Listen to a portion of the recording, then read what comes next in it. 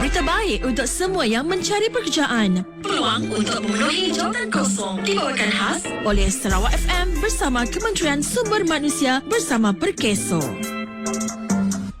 Di Kuching, Fuyo Coffee Shop Kuching memperlawa penduduk tempatan untuk mengisi pelbagai kekosongan dalam sektor perkhidmatan kedai kafe di Kuching. Gaji RM65.38 sehari dan RM1,700 sebulan. Fuyo Coffee Shop Kuching memperlawa penduduk tempatan untuk mengisi dua kekosongan sebagai pekerja am dalam sektor perkhidmatan kedai kafe di Kuching. Gaji RM1,500 sebulan.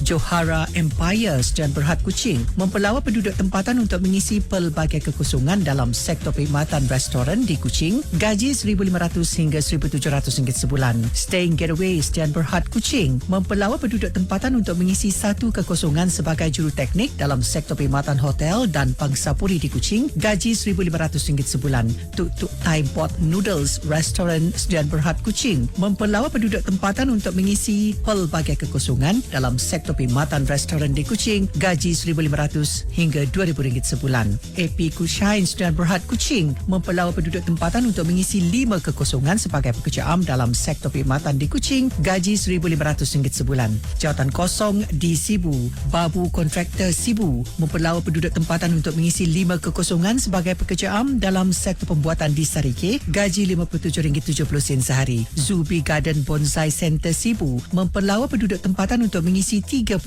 kekosongan sebagai pekerja am dalam sektor pertanian di Sibu. Gaji RM1,500 sebulan. Jawatan kosong di Bintulu.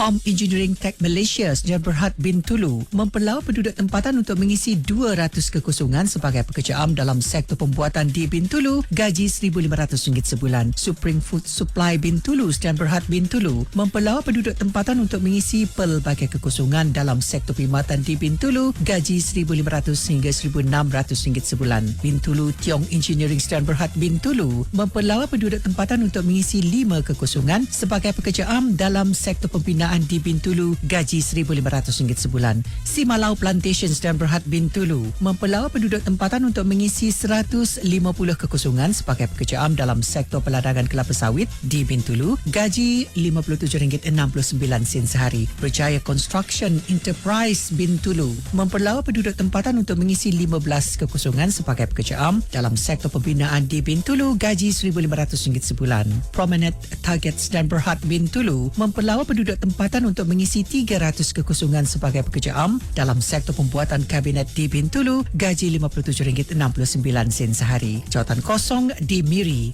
Tai Hai Yang Trading Sdn Bhd Miri memperlawa penduduk tempatan untuk mengisi 15 kekosongan sebagai pekerja am dalam sektor pembinaan kapal di Miri. Gaji RM1,500 sebulan. Rosfa Niaga Services Sdn Bhd Miri memperlawa penduduk tempatan untuk mengisi 10 kekosongan sebagai pekerja am dalam sektor pembuatan dan pemprosesan makanan laut di Miri. Gaji RM1,500 sebulan. Foh Kim Jin and Sons Miri memperlawa penduduk tempatan untuk mengisi 3 kekosongan sebagai pekerja am dalam sektor pertanian di Miri. Gaji RM1,500 sebulan. Sarawak Oil Palm Berhad Miri memperlawa penduduk tempatan untuk mengisi 5 kekosongan sebagai pengimpal dalam sektor perkilangan kelapa sawit di Miri. Gaji RM2,500 sebulan. Sarawak Oil Palm Berhad Miri memperlawa penduduk tempatan untuk mengisi 5 kekosongan sebagai fabrika keluli dalam sektor perkilangan kelapa sawit di Miri. Gaji RM2,500 sebulan.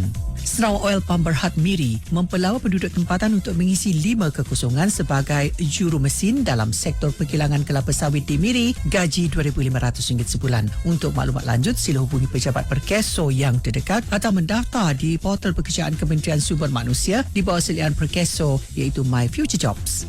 Berita baik untuk semua yang mencari pekerjaan. Peluang untuk memenuhi jawatan kosong dibawakan khas oleh Sarawak FM bersama Kementerian Sumber Manusia bersama Perkeso.